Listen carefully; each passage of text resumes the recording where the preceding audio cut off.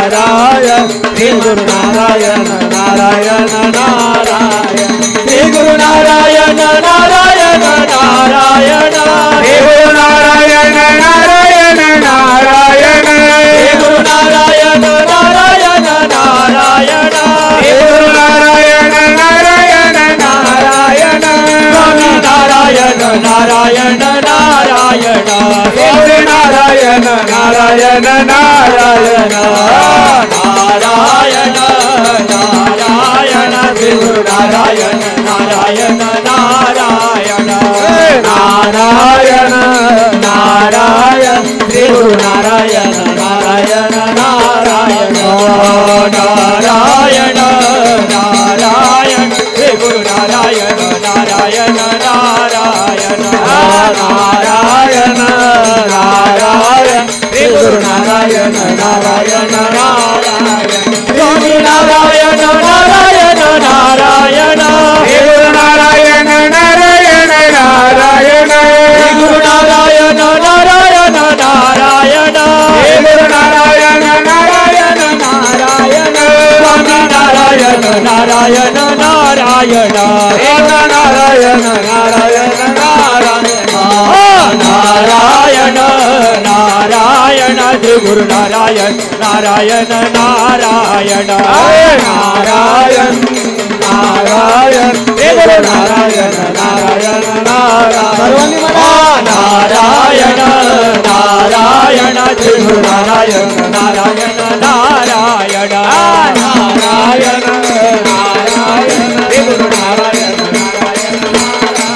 स्वामी नारायण नारायण नारायण श्री गुरु नारायण नारायण नारायण स्वामी नारायण नारायण नारायण श्री गुरु नारायण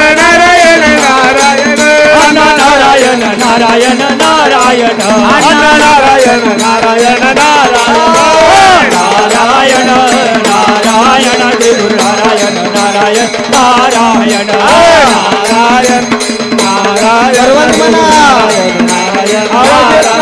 नारायण नारायण नारायण श्री गुरु नारायण नारायण नारायण नारायण श्री गुरु नारायण नारायण नारायण श्री गुरु नारायण नारायण नारायण श्री गुरु नारायण नारायण नारायण गुरु नारायण नारायण नारायण श्री गुरु नारायण नारायण नारायण स्वामी नारायण नारायण नारायण स्वामी नारायण नारायण नारायण नारायण गुरु नारायण नारायण नारायण नारायण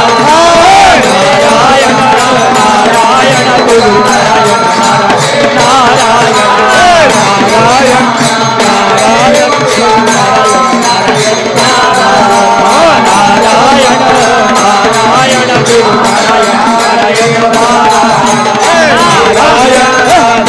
नारायण गुरु नारायण नारायण श्री गुरु नारायण नारायण नारायण नारायण नारायण नारायण गुरु नारायण नारायण नारायण नारायण नारायण नारायण गुरु नारायण नारायण नारायण स्वामी नारायण नारायण नारायण नारायण नारायण गुरु नारायण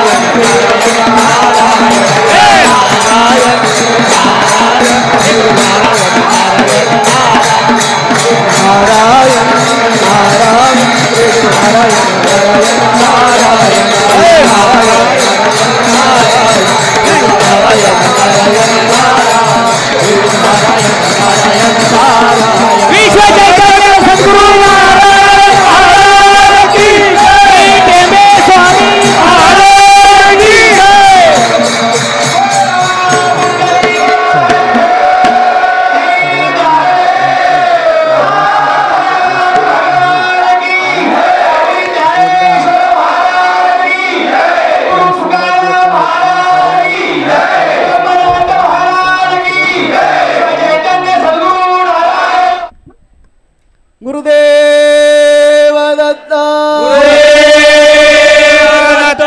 गुरुदेव दत्त गुरुदेव दत्त विश्व चैतन्य सद्गुरु नारायण महाराज की जय। टेमे स्वामी महाराज की जय। सर्वांना दत्त महाराजांच्या वतीने अण्णांच्या वतीने मनापासून आशीर्वाद. सगळ्यांनी आनंदी राहा, सर्वांनी समाधानी राहा.